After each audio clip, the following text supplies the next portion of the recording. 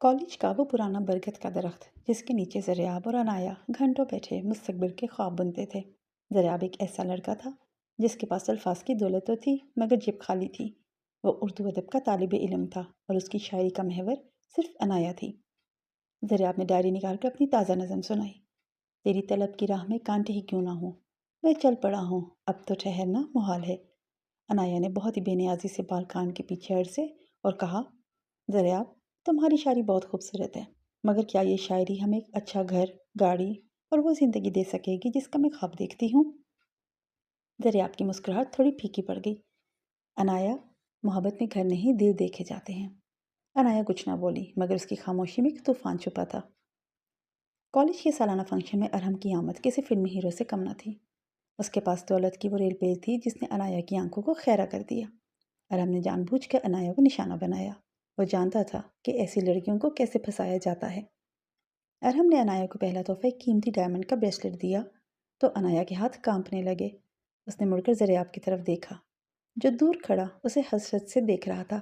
उस दिन अनाया ने ज़रियाब का वो सस्ता सा इत्र वाला तोहफा दराज में डालकर उसे ताला लगा दिया और अरहम की चमकती दुनिया में कदम रख दिया। कॉलेज की लाइब्रेरी में ज़रियाब ने अनाया का रास्ता रोका। उसकी आंखें सुर्ख थीं। अनाया, सुना है तुम अरहम के साथ शहर के सबसे महंगे क्लब में देखी गई हो, क्या ये सच है? अनाया ने गुस्से से अपनी किताबें मेज़ पर रखी। हाँ, सच है। ज़रियाब, तुम एक ख्वाब हो और अरहम एक हकीकत।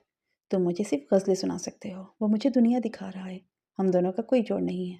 आज से मुझे दोबारा फ़ोन मत करना। ज़रियाब ने लरसती आवाज़ में कहा, अनाया, वो शख्स तुम्हें तबाह कर देगा। वो मोहब्बत नहीं करता, वो सौदा करता है। मगर अनाया मुड़कर जा चुकी थी। पीछे सिर्फ ज़रियाब की सिसकियों की गूंज बाकी थी। 3 माह गुजर गए। अनाया अब अरहम की मंगेतर बनने के ख्वाब देखने लगी। अरहम ने उसे एक रात फ़ोन करके कहा, अनाया, आज मेरे डैड की बर्थडे है। हमने शहर से दूर अपने प्राइवेट फार्म हाउस पर एक छोटी सी पार्टी रखी है। मैं तुम्हें लेने आ रहा हूँ। अनाया ने अपनी ज़िंदगी का सबसे महंगा लिबास पहना। वो खुश थी मगर उसका दिल अनजाने खौफ से धड़क रहा था। फार्म हाउस पहुंचकर उसने देखा कि वहाँ कोई मेहमान नहीं था। सिर्फ चंद मशकूक से लोग अरहम के साथ बैठे शराब पी रहे थे। अरहम का लहजा बदल गया। उसने अनाया का हाथ सख्ती से पकड़ा। अनाया, तुमने क्या सोचा था? मैं तुम जैसी मिडिल क्लास लड़की से शादी करूँगा? तुम तो बस मेरा एक बेट थी, अपने डैड की बिजनेस पार्टनर को खुश करने के लिए।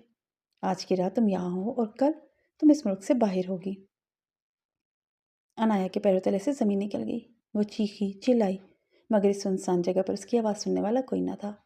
अरहम ने उसे एक कमरे में धक्का दिया और बाहर से ताला लगा दिया। कमरे की खिड़की से बाहर सिर्फ घटाटोप अंधेरा था। अनाया फर्श पर बैठी ज़रियाब को याद कर रही थी। काश मैंने उसकी बात मान ली होती। कि अचानक दूर से गाड़ियों की हेडलाइट्स चमकी। एक ज़ोरदार धमाके के साथ फार्म हाउस का मरकजी गेट टूटा और पुलिस अंदर दाखिल हुई। कमरे का दरवाज़ा खुला तो सामने ज़रियाब खड़ा था। उसके कपड़े मिट्टी से अटे हुए थे और चेहरे पर कर्ब था। उसने पीछे हटते हुए पुलिस को रास्ता दिया। अरहम और उसके साथियों को रंगे हाथों गिरफ्तार कर लिया गया।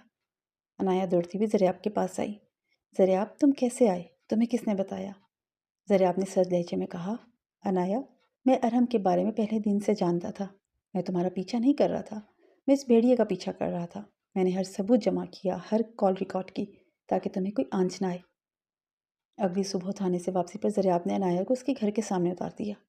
अनाया ने उसका हाथ थामने की कोशिश की। उसकी आंखों में आंसू थे।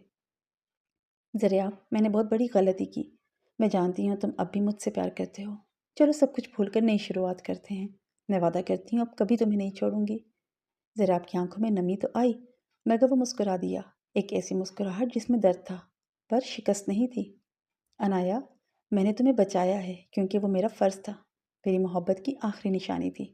मगर जिस अनाया से मैंने मोहब्बत की थी वो उसी दिन मर गई थी जिस दिन तुमने अरहम की गाड़ी में बैठ कर मुझे हकारत से देखा था।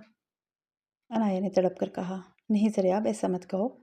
ज़रियाब ने गाड़ी स्टार्ट की और कहा, मोहब्बत में माफ़ी तो मिल सकती है अनाया, मगर वो मुकाम दोबारा नहीं मिलता।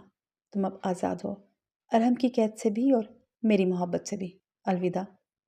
ज़रियाब की गाड़ी धुएं के बादल छोड़ती हुई नज़रों से ओझल हो गई और अनाया गेट पर खड़ी सिसकियाँ भरती रह गई। वो जीत कर भी सब कुछ हार चुकी थी।